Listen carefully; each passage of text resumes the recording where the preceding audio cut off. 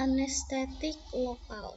Nah, jadi pengertian anestetik lokal itu adalah penghilang rasa nyeri setempat.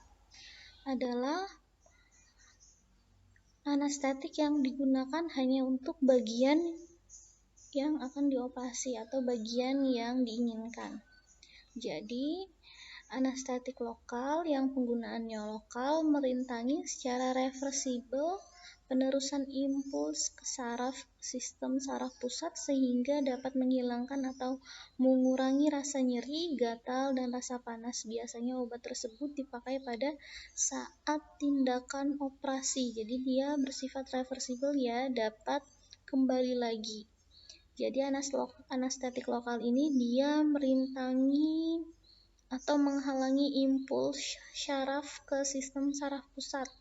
Jadi kita menjadi kehilangan rasa pada saat operasi di bagian tertentu. Penggunaan anestetik lokal biasanya digunakan secara parenteral atau dengan cara injeksi. Anestetik lokal ini dibagi menjadi 3, yaitu pertama anestetik permukaan digunakan untuk melawan rasa nyeri atau gatal, misal larutan atau tablet hisap untuk menghilangkan rasa nyeri di mulut dan tenggorokan. Kemudian anestetik filtrasi yaitu suntikan yang diberikan di lokasi ujung syaraf, misal pada operasi atau pembedahan gigi atau gusi.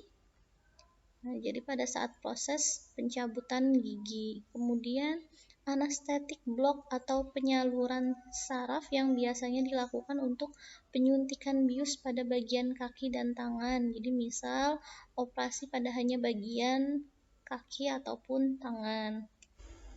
Kemudian ada pun persyaratan anestetik lokal, yaitu yang pertama tidak merangsang jaringan, tidak menyebabkan kerusakan permanen terhadap susunan saraf pusat, toksisitas rendah atau tingkat keracunannya rendah, kemudian efek pada penyuntikan dan penggunaan lokal, mulai kerja cepat, dan daya kerjanya dapat bertahan untuk jangka waktu yang cukup lama, dan larut dalam air dengan menghasilkan larutan yang stabil dan tahan pemanasan. Jadi ini berguna untuk proses sterilisasi.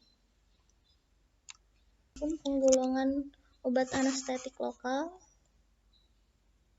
Nah, jadi dia dibagi menjadi 3 bagian berdasarkan sifat kimiawinya.